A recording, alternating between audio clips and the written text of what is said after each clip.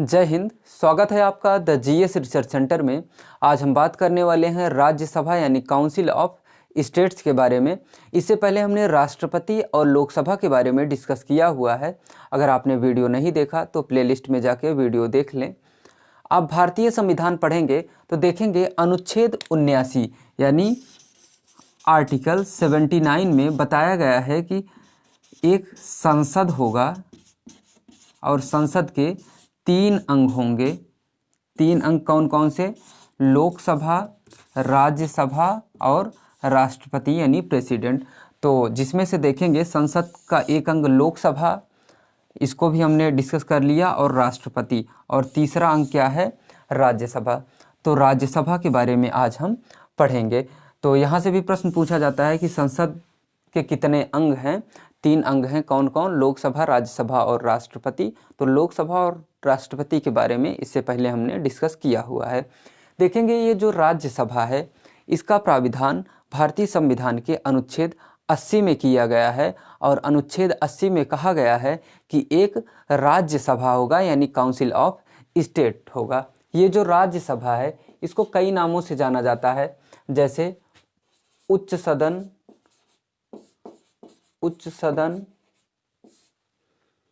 अस्थाई सदन,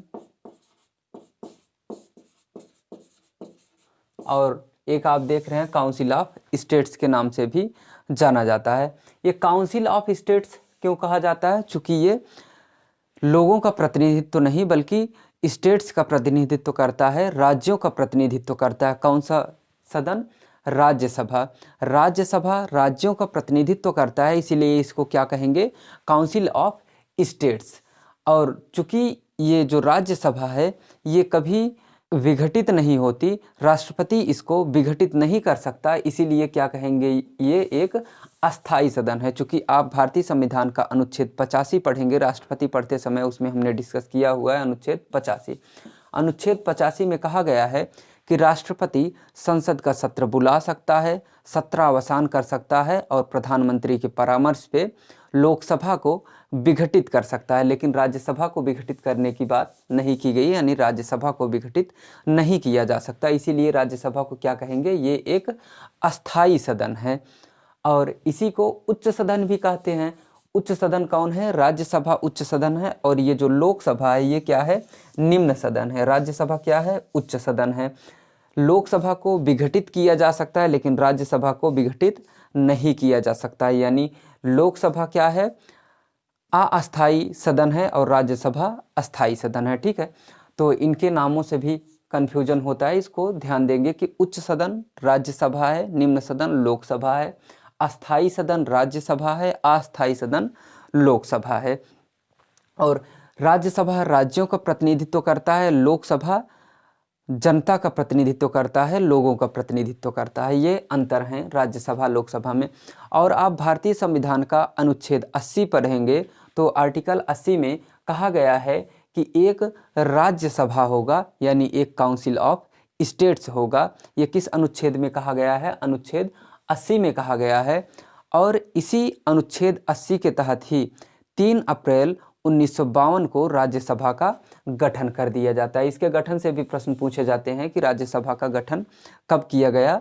तो 3 अप्रैल 1952 को राज्यसभा का गठन कर दिया जाता है। और देखेंगे ये जो राज्यसभा में सांसद चुन के आते हैं, निर्वाचित होके आते हैं, इनके पास योग्यताएं क्या क्या होनी चाहिए उसको देखते हैं। योग्यता का प्राविधान भारतीय संविधान के अनुच्छेद 102 में किया गया है। राज्यसभा के जो सदस्य होते हैं उनकी योग्यता के बारे में प्राविधान किस अनुच्छेद में? अनुच्छेद 102 में बताया गया है कि क्या क्या योग्यताएं होनी चाहिए राज्यसभा का सदस्य होने के लिए। और देखेंगे राज्यसभा का सदस्य होने के लिए सबसे ज़्यादा जरूरी क्या है? कि वो भारत का नागरिक हो, पागल या दिवालिया ना हो। पागल का मतलब मेंटली डिस्टर्ब ना हो, और दिवालिया का मतलब उसको बैंक के द्वारा कंगाल घोषित ना किया गया हो, यानी कोई लोन ओन अगर लिया हो तो उसको अदा भी किया हो, लेके भागा ना हो। ठीक, तो पागल और दिवालिया ना हो, किसी लाभ के पद पे भी नहीं होना चाहिए। और देखेंगे मतदाता सूची में नाम दर्ज हो। आपने लोकसभा इससे पहले पढ़ा तो लोकसभा में ये सारी शर्तें थीं कि मतदाता सूची में नाम दर्ज हो और 1951 के जनप्रतिनिधि अधिनियम 1951 का पालन करता हो। इसमें दो चीज़ें ध्यान देंगे कि मतदाता सूची में नाम दर्ज हो और जनप्रतिनिधि अधिनियम 1951 का पालन करता हो और एज कितनी होनी चाहिए 30 ईयर, ठीक 30 ईयर। उम्र कितनी होनी चाहिए 30 साल की उम्र पूरी होनी चाहिए। यहाँ पे नहीं लिखा है तो यहाँ पे लिख देते हैं 30 वर्ष, ठीक 30 वर्ष। तो इसमें योग्यता में आपको ध्यान क्या देना है, यही नीचे की 3 योग्यताएं कि 30 वर्ष की उम्र पूरी होना चाहिए, जनप्रतिनिधि अधिनियम 1951 का पालन करने वाला होना चाहिए और मतदाता सूची में नाम दर्ज हो। इसको विशेष ध्यान देंगे। जो प्रश्न बनते हैं यही 3 से बनते हैं। एज पूछ लेता है कि कितनी उम्र होनी चाहिए राज्यसभा का सदस्य होने के लिए, और यहाँ से भी पूछता है मतदाता सूची में और जनप्रतिनिधि अधिनियम से। और ये चूँकि ये सब नॉर्मल योग्यताएं हैं तो यहाँ से प्रश्न नहीं बनते, चूँकि ये सबको पता रहते हैं, ठीक है। तो ये सारी योग्यताएं हैं जो अनुच्छेद 102 में वर्णित हैं, ठीक। और निर्वाचन देखेंगे, ये जो राज्यसभा के सदस्य होते हैं इनका निर्वाचन आनुपातिक प्रतिनिधित्व प्रणाली के एकल संक्रमणी मत द्वारा होता है। जैसे राष्ट्रपति का चुनाव होता है सेम उसी प्रकार से राष्ट्रपति का भी चुनाव इसी विधि से होता है, आनुपातिक प्रतिनिधित्व प्रणाली के एकल संक्रमणी मत द्वारा। किसका चुनाव होता है, जो राज्यसभा के सदस्य होते हैं उनका भी चुनाव और राष्ट्रपति का भी चुनाव इसी विधि से होता है। और आपको पता है भारत में जितने भी चुनाव होते हैं सारे के सारे क्या होते हैं, गुप्त मतदान होते हैं, यानी गुप्त मतदान के द्वारा ही भारत में चुनाव करवाए जाते हैं, यानी पहले से नहीं बताया जाता कि कौन किसको वोट देगा, ठीक। और अप्रत्यक्ष चुनाव भी इसी को कहेंगे। अप्रत्यक्ष चुनाव का मतलब ऐसा चुनाव जिसमें जनता अपना प्रतिनिधि स्वयं न चुने बल्कि जनता के द्वारा चुने हुए प्रतिनिधि जनता का प्रतिनिधि चुनते हैं, उसको क्या कहेंगे, अप्रत्यक्ष चुनाव। यानी जो राज्यसभा के सदस्य होते हैं उनको जनता वोट नहीं देती बल्कि जनता के द्वारा जो चुने हुए प्रतिनिधि हैं वो राज्यसभा के सदस्यों को चुनते हैं। इसलिए क्या कहेंगे कि ये एक अप्रत्यक्ष चुनाव है, किसका, राज्यसभा के सदस्यों का। राज्यसभा यानी सांसद होते हैं, तो राज्यसभा में जो सदस्य होते हैं उनका अप्रत्यक्ष चुनाव होता है, गुप्त चुनाव होता है, यानी गुप्त मतदान के द्वारा, और आनुपातिक प्रतिनिधित्व प्रणाली के एकल संक्रमणी मत के द्वारा उनका चुनाव किया जाता है। और जमानत राशि देखेंगे, जमानत राशि जनरल और ओबीसी के लिए 25,000 और SC ST के लिए 12,500 निर्धारित की गई है। जमानत राशि उसको कहेंगे जब कोई भी इलेक्शन लड़ना होता है, कोई भी चुनाव लड़ना होता है तो एक निर्धारित धनराशि जमा करनी होती है रजिस्ट्रेशन के दौरान, तो क्या कहेंगे उसको, जमानत राशि। और ये जमानत राशि कितना, जनरल और ओबीसी के लिए 25,000 और SC ST के लिए उसका आधा यानी 12,500 निर्धारित की गई है। और देखेंगे इनका कार्यकाल, राज्यसभा के जो सदस्य होते हैं उनका कार्यकाल कितना, 6 वर्ष होता है। और यहाँ से खूब प्रश्न पूछा जाता है कि राज्यसभा का कार्यकाल, कि राज्यसभा के सदस्यों का कार्यकाल कितना होता है, 6 वर्ष होता है। और कई बार पूछा जाता है कि निम्न में से किसका कार्यकाल 6 वर्ष है या किसका कार्यकाल 6 वर्ष नहीं है, ऐसा भी पूछा जाता है। तो 6 वर्ष वालों का विशेष रूप से ध्यान देंगे कि जिनका भी कार्यकाल 6 वर्ष होगा उसको हमेशा ध्यान देंगे, वहीं से प्रश्न ज़्यादा बनते हैं, ठीक। तो कार्यकाल, राज्यसभा के सदस्यों का कार्यकाल कितना, 6 वर्ष होता है। और राज्यसभा के सदस्यों को शपथ राष्ट्रपति नहीं दिलाता बल्कि राष्ट्रपति किसी व्यक्ति को नियुक्त कर देता है जो राज्यसभा के सदस्यों को शपथ दिलाते हैं, ठीक। तो शपथ राष्ट्रपति द्वारा नियुक्त किसी व्यक्ति के द्वारा दिलाई जाती है। और त्यागपत्र किसको देंगे, तो त्यागपत्र उपराष्ट्रपति को देते हैं। ये जो उपराष्ट्रपति होता है ये राज्यसभा का सभापति होता है, यानी राज्यसभा का अध्यक्ष कह सकते हैं या राज्यसभा का स्पीकर कह सकते हैं। तो ये जो त्यागपत्र देते हैं ये अपने अध्यक्ष को देते हैं, यानी राज्यसभा का सभापति या अध्यक्ष कौन होता है, उपराष्ट्रपति होता है। तो जो राज्यसभा के सदस्य होते हैं वो अपना त्यागपत्र अपने अध्यक्ष को यानी उपराष्ट्रपति को देते हैं, ठीक है। तो इसमें आपको स्पीकर अलग से नहीं पढ़ना है कि जैसे आपने लोकसभा का स्पीकर अलग से देखा, तो अलग से नहीं, चूँकि स्पीकर कौन है, उपराष्ट्रपति हैं, तो उपराष्ट्रपति जब पढ़ेंगे तो यानी राज्यसभा के स्पीकर के बारे में आप पढ़ लेंगे, ठीक है। और देखेंगे पद से हटाने की जो प्रक्रिया है, यानी पदच्युत करने की जो प्रक्रिया है, राज्यसभा के सदस्यों को राज्यसभा में 2/3 बहुमत से संकल्प प्रस्ताव पारित करके राज्यसभा से बहिष्कृत किया जा सकता है, उनको पद से हटाया जा सकता है। कितना? 2/3। यही पूछा जाता है कि कितना बहुमत होना चाहिए राज्यसभा के सदस्य को पद से हटाने के लिए। तो 2/3 बहुमत से यानी 2/3 बहुमत से राज्यसभा के सदस्यों को हटाया जा सकता है राज्यसभा में एक संकल्प प्रस्ताव पारित करके। और देखेंगे वेतन, अनुच्छेद 166 में राज्यसभा के सदस्यों के वेतन से संबंधित प्राविधान किए गए हैं और राज्यसभा के सदस्यों को वेतन अनुसूची 2 के तहत दिया जाता है और भारत की संचित निधि से दिया जाता है, ठीक है। अनुसूची 2 के तहत राज्यसभा के सदस्यों को वेतन या किसी भी सदस्य का वेतन की बात करें, अगर अनुसूची पूछे तो हमेशा अनुसूची 2 बताएंगे। अनुसूची 2 में वेतन और भत्ते की बात की गई है। तो अनुसूची 2 के तहत राज्यसभा के सदस्यों को वेतन दिया जाता है और भारत की संचित निधि से वेतन दिया जाता है। और देखेंगे जो राज्यसभा के सदस्य होते हैं उनका इस समय वेतन लगभग 70,000 है, चूँकि वेतन बढ़ाया गया था लेकिन 30% वर्तमान में कटौती की गई है इनके वेतन में कोरोना की वजह से। तो इनका वेतन कितना होता है? 70,000 वर्तमान में है और कार्यालय खर्च इनको 54,000 मिलता है, जबकि क्षेत्र भत्ता 49,000 ये प्रति माह है, ठीक। तो एक माह का ये इनका वेतन हो जाता है।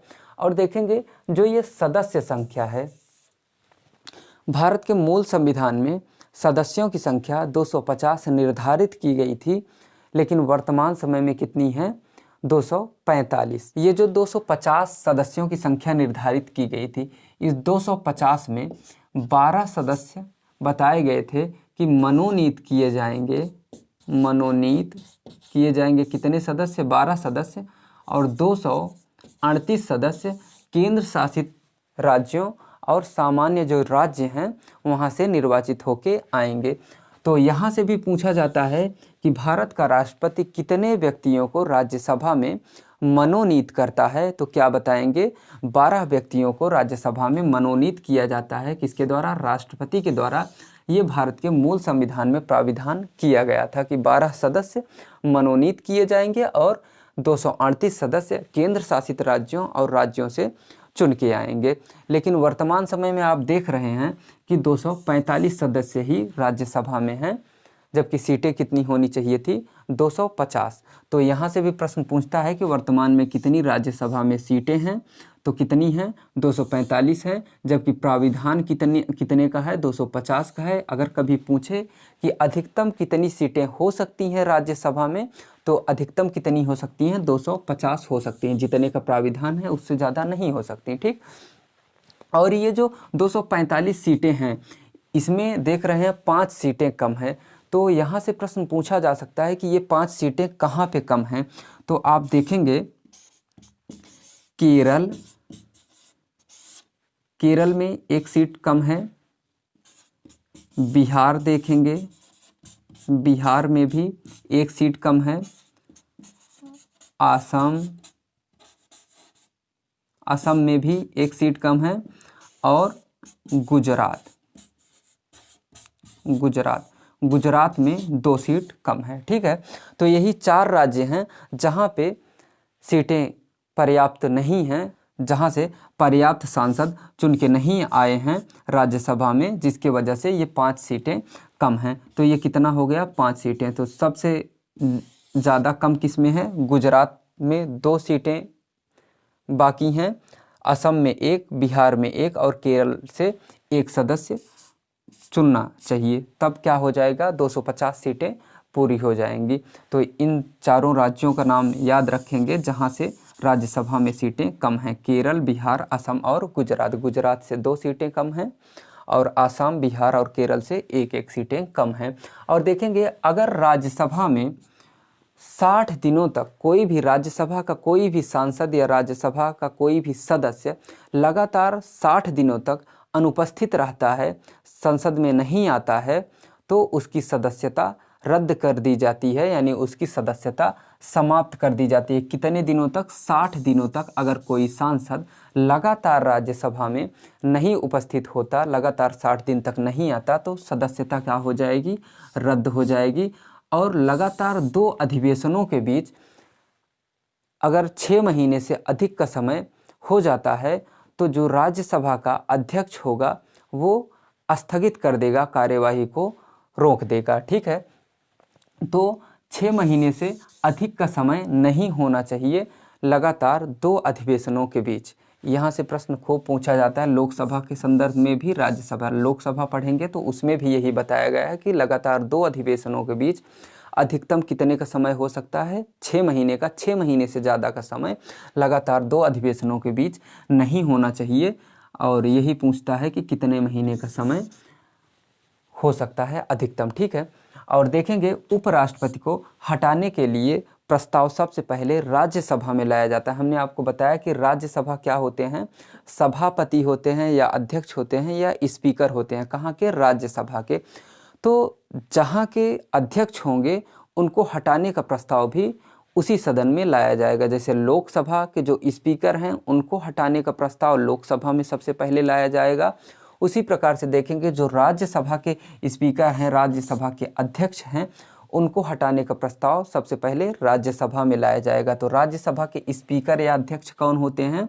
उपराष्ट्रपति होते हैं। इसीलिए उपराष्ट्रपति को हटाने का जो प्रस्ताव होता है वो सबसे पहले राज्यसभा में लाया जाता है। इसको ध्यान देंगे कि उपराष्ट्रपति को हटाने के लिए प्रस्ताव किस में लाया जाता है? सबसे पहले राज्यसभा में लाया जाता है। ठीक है, क्योंकि ये राज्यसभा के सदस्य हैं। तो जिस सदन के सदस्य रहेंगे, अगर उसको हटाना होगा तो सबसे पहले जिस सदन से संबंध रखता है वो व्यक्ति, वो सांसद, उसी सदन में प्रस्ताव लाया जाएगा। ठीक है, और देखेंगे प्रत्येक 2 वर्ष में लगभग 1/3 सदस्य राज्यसभा से सेवानिवृत्त हो जाते हैं, यानी रिटायर हो जाते हैं, पद से हट जाते हैं। कितने समय में?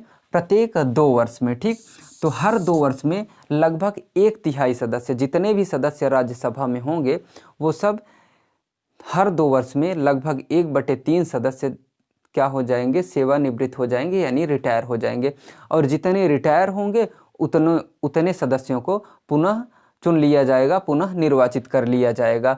तो कितने सदस्य सेवानिवृत्त होते हैं? 1/3 सदस्य। कितने वर्षों में होते हैं? तो 2 वर्षों में 1/3 सदस्य सेवानिवृत्त होते हैं और उतने ही सदस्य निर्वाचित किए जाते हैं। तो अगर पूछा जाए कि प्रत्येक 2 वर्षों में कितने सदस्य निर्वाचित किए जाते हैं, तो कितने किए जाएंगे?